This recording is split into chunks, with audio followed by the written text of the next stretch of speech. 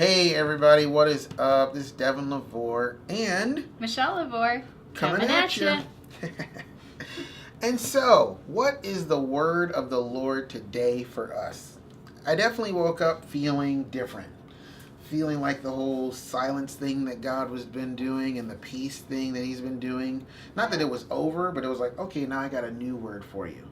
Not that he was leaving that, but it's like I got a new word for you. And so I'm cooking breakfast and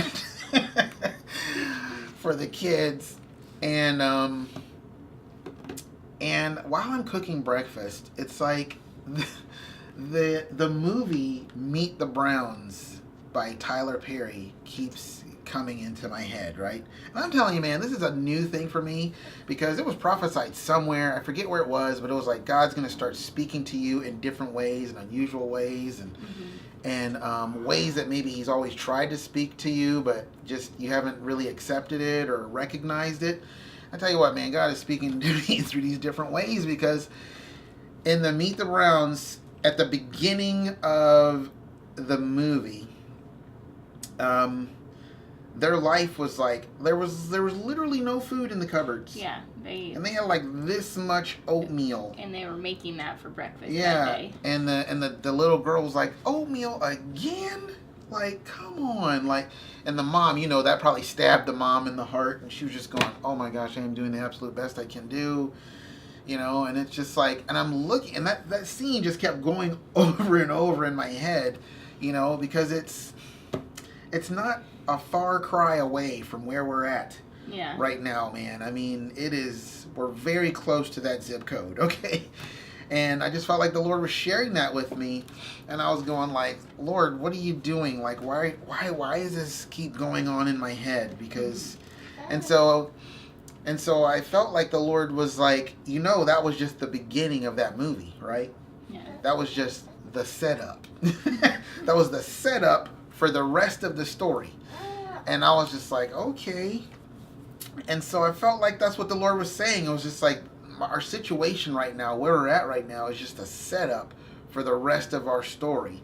And it's like, because, you know, a lot of great stories start off in like really meager, dark things happening, or some, you know, you turn on the TV show conflict. And then they're running from something, you know, or some sort. Yes, the conflict. They produce the conflict of the problem first, right?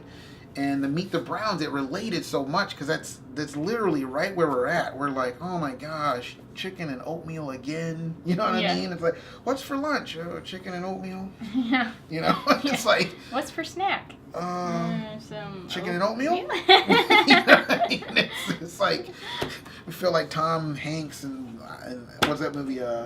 Castaway. Yeah, it's when just he's like on the island and. Yeah, but anyway, it's like I'm like, but the Lord was like, look at that story. That was just the setup, and it was the quickest part of the story. They're just trying to show you where they're coming from, where this family is, where they're getting ready to come out of. Okay, are you catching what I'm throwing? Anyway, I was like, catching what I'm laying down. That doesn't make any sense. Yeah. But and so it was like that was the setup because unbeknownst to them, they didn't know that they were getting ready to meet with something that was going to connect them to where they were going to go to be there for the rest of their lives, you know? They were going to meet with someone and realize that they had a relative that they didn't even know that left them an inheritance that they didn't even know about. And they were going to go there and get it and do their, you know what I mean? That was the whole story. It's a great story. And I just felt like, okay, that's great. So that was like the first little installment we got. Yeah. So the next little installment I got came from our worship time. We're having God time as a family, and we're doing well, it was actually just before worship, wasn't it? Yeah. It was just before worship. I felt like the Lord asked me this question. He was like, what if you knew 5 days from now? 5 days from now. Now, don't get me wrong. I'm not saying the Lord is saying 5 days from now something's going to happen. But he was using it as an example. Yes, using it as an example. The Lord was like, what if you knew? I'm saying you knew that 5 days from now you were going to inherit $7 million. You just knew that. That's coming in 5 days. But right now you have like literally nothing. I mean, look, the situation you have right now. How would you respond? How would how would that change your attitude or change what you're thinking right now in this moment? How would you look at your current situation? I wouldn't care. I'd be like, I'm rich. I'm rich. Rich. I mean, all we have is chicken and oatmeal, but I don't care. In about 5 days, I'm going to have more than that. You know, I'm going to have you see what I'm saying? And I felt like the Lord was like, I'm not saying 5 days. I'm not saying $7 million. I'm saying that, like what I said yesterday, that your promise is sure, and you're just waiting for me to come and do the thing, and I am surely going to come and do the thing. It's like, that's your $7 million right there. That's your 5 days. Because the promise is sure. It is coming. It is going to happen. But until then, it's like, well, so what would you do until then to fulfill your needs and take care of? I was like, I don't know. I would just be trying to get as much help as I can from wherever I could get it or whatever, and until my inheritance came in, and then I would bless everybody else that blessed me in return, But so I just felt like God was using that as like an attitude thing. Yeah. To bring us back to what he shared with us yesterday about having hope, having that good attitude, that confident expectation of something good. Because if you knew you were getting $7 million in 5 days, you would have a confident expectation of something good, and what God is getting ready to do in our lives as believers, what God has been promising us and declaring and prophesying through many prophetic voices. It's worth more than the money can buy. Yeah. But it's a sure thing, and it is coming. That sounds good to me. I don't know. I didn't have anything like. And so I think Michelle's decided to be a prop in this video. Yeah. So. No, I'm sure maybe I don't have anything yet. But. Okay, that's fine. And then I'm going to give you some things that I felt like the Lord directly said to me, because I'm sitting there and I'm going, okay, Lord. Because I think that what God was also trying to share with me in that whole $7 million question was that we have to start seeing with the eyes of the Spirit. Yeah. We have to start seeing what God is doing and focus on what God is doing, because that is our reality. What we have to deal with, these light, momentary, minor afflictions, it's just like, it's not even worth comparing to even what God's getting ready to do soon here on the earth in our own lives. It's just not worth comparing, because he is going to move. He's going to do the thing that he said he's going to do. And whatever your situation is, whatever you're going through, fix your eyes on the Spirit. Fix your eyes on what God's saying to you. Because it's easy. You have to make a choice. Because it's like, all right, Lord, this is what you're saying, but then this is my life. Like, and what you're saying and what my life is like is not. This is not overtaking this. And this is what I'm living in. And God's like saying, no, this is what you're living in. Live from here. And there can be a confusion, right? Yeah. There can be a tension, a dichotomy of like, well, what do I do? And it's like, and God, he's got provision for everything that we need. Even anything that's confusing to us, there's clarity for it that he has. He has wisdom. He has knowledge. And so I'm talking to him, and I'm just like, all right, Lord, I want to believe you. I'm going to give you just my whole heart, even if my whole heart doesn't even understand what's going on. I'm going to give you my whole heart. And so I'm just like, Lord, well... sometimes I get into that silent state where I'm just like, I'm questioning, but I'm not actually asking a question. You know what I mean? And I felt like the Lord said, things are going to be different.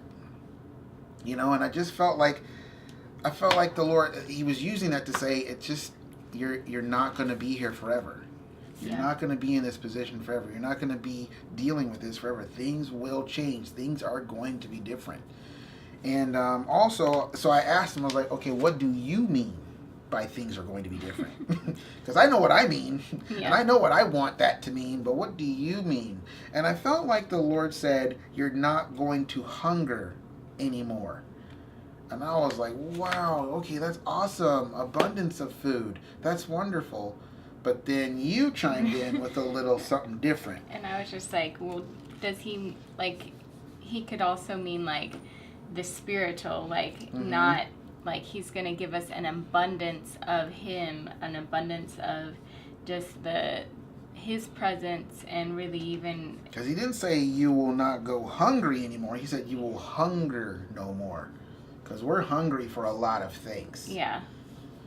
So I just thought that was significant. Yeah. So I was it's like, still wow. like, I think too, like that's something we've been learning. It's like when God does say something, to not try and jump the gun on what we think He's saying, because it's like, Or fall into a trap. yeah. You know. And because it's like when He said that, you know, you're not going to hunger anymore. It's like this immediate thought's like, that means we're gonna have.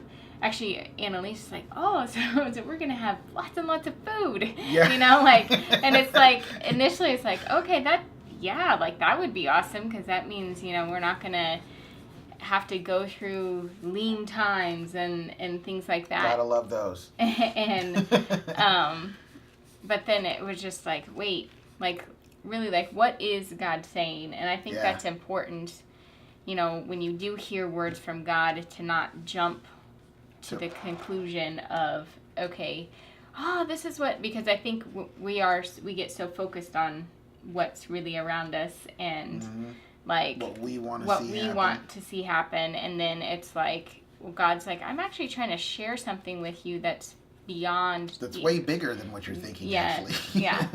And that includes the thing that you're concerned about, but it's like way bigger. Yeah, and I think that it does go in line also with just like Him pouring out His Spirit. It's like that hunger that we all have for just more of God, to see His power displayed in our lives. And you know, we're just hungering for that. We're hungering for the breakthroughs. We're hungering for just so much that we're just been waiting and waiting. And I think that that's kind of what He's talking about, is that, you know, you're not going to hunger anymore, in the sense of He's going to be fulfilling desires. He's going to be fulfilling us with His Spirit, and in ways that we've never seen before. Go ahead.